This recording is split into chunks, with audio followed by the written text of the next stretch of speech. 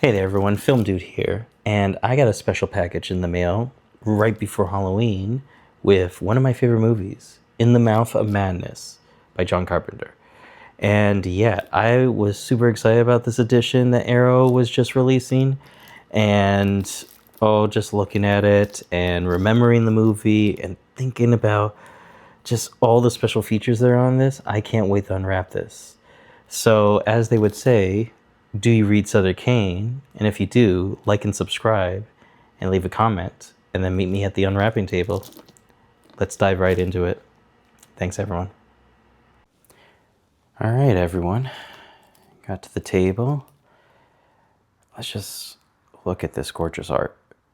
Yeah, so I thoroughly enjoy John Carpenter's films. I mean, there's a list of which one's the best, which ones are the worst.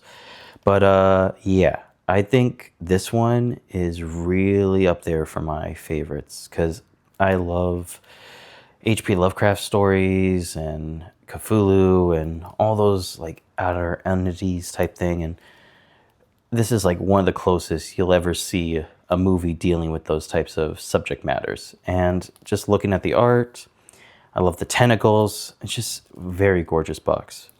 So, like I said, once I start, it does not end. So, no turning back. Just get that plastic off nice and carefully. I love that this is a 4K Ultra HD. Oh, yeah. Throw that away. Gorgeous. So, oh, I love that. Do you read Sutter Kane? That's such a great line. Like, that's the thing about John Carpenter films. There's always like great little lines. And like, looks really nice. Take off the box cover, the little book cover, Dutch jacket, whatever you like to call it. Really nice. Little nick here. That's mostly probably because of me. But yeah, Arrow does a really good job, I think, of like curating these films and really making them nice. I'm gonna put it right here over the Chris Stuckman card. But looking at it, ooh, that's gorgeous. Ooh, oh yeah, that's nice. So, really cool. I love the double layer protection. Oh, I love, like, it smells like a book. That's how awesome this one is. It's really nice. Just like, love the design of it. I love that it feels like a book, which goes into the theme. So, oh wow, that's a really cool poster. So like they have not only that and this. So they have like two different covers. This one's really cool, but honestly, this one's awesome. God, so nice. All right, before we continue, let's go into some of the little specials. So this is, again, the double posters. Has the original ones. So let's pull this out. Oh, yeah. Oh no, this is actually like... Oh, that's cool. Oh, I wish... Okay. Yeah, no, that's really awesome. That's like the poster from the movie promoting the book series. Like, In the Mouth of Madness. That's really cool. And then, of course, you have the whole poster. Super nice. God, I love the smell of it. You can definitely tell, like, this is, like, nice canvas paper, like book paper. It smells so good. All right, let's put that over here. Wow. That's awesome. That's so cool. Again, iconic imagery from the famous scene. But this book, like, so we've seen so far 2 Arrow booklets. We saw the Trick or Treat one and we saw Jason Goes to Hell.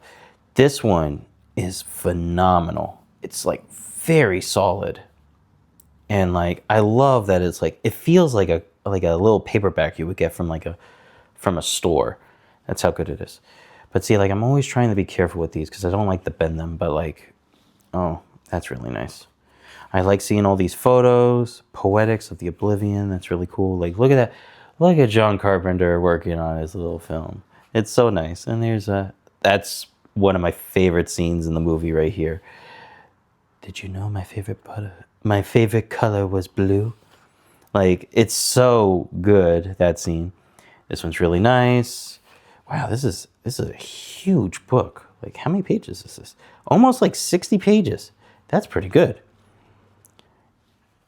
That's really, yeah, these are super nice. I really love the photos in them. Like, again, this is why this one's really good. Just like, I love the effects in this are just crazy.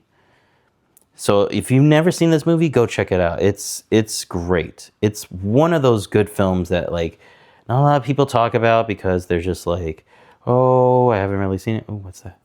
What's that back picture? Oh, that's a great one. So yeah, really cool. All right, so let's get into it. Let's open it up for a second. There's the little Arrow card. Do you want more Arrow videos? Become a member. But even oh my God, I love that. Even the DVD has its own cover, like a totally different cover than everything else. So that's really cool. Man, Arrow really went hard on this one. So far, like, this is my favorite that they did. All right, so looking at it, like, I really like this. Definitely restoration of the original 35 camera negative, which is really cool when they do that. They literally went into the negative to, like, touch it up and make it look nice, which is really good. I am not a professional in that, so don't take my word for it, all that stuff. It just looks nicer, I guess, to me. I do like that they fixed up the audio. Like, that's the thing a lot of people don't realize. Like, old audio does not sound as good when you're rewatching an old film. It always needs to be touched up and fixed. And, of course, subtitles. That's always a big one.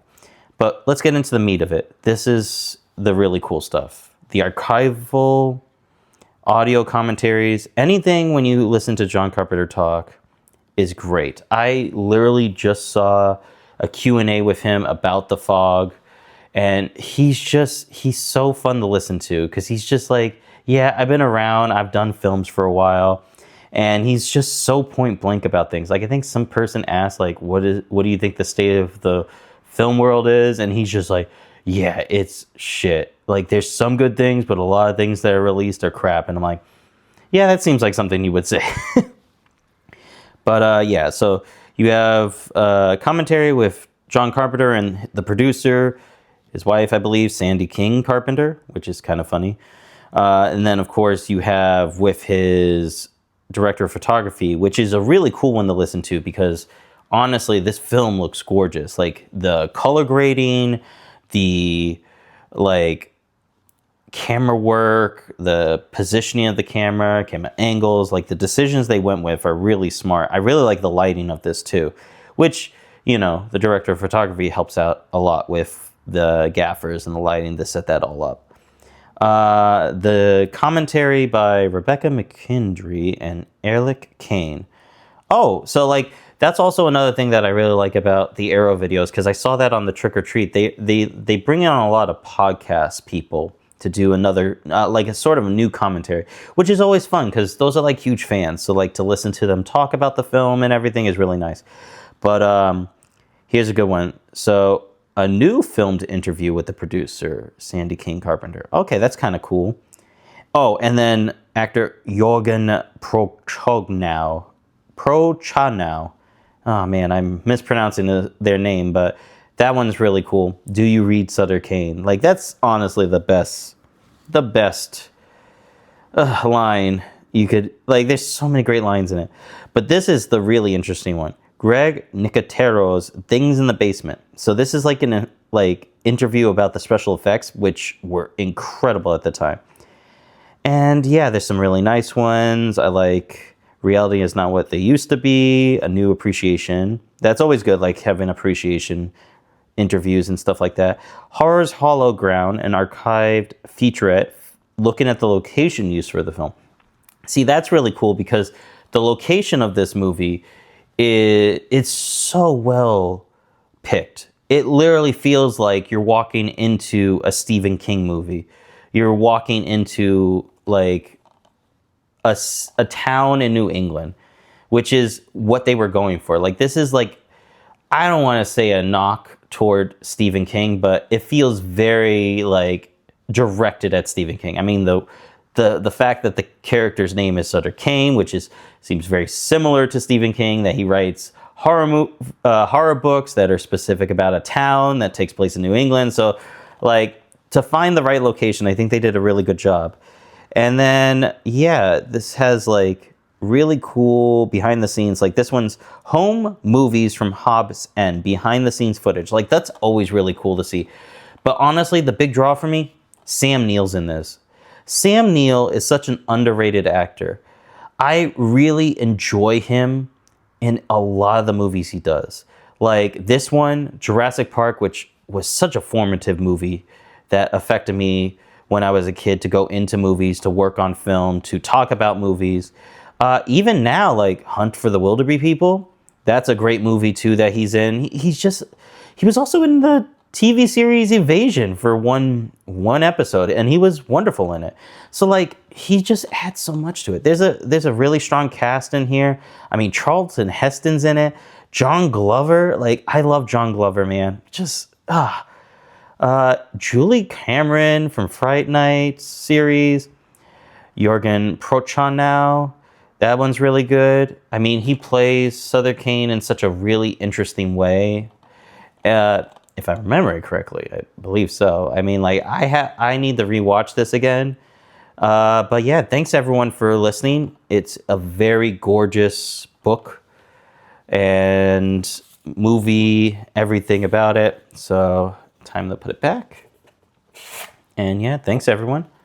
I hope you enjoy my videos. Leave a like, a comment, tell me what you think, anything I need to fix upon.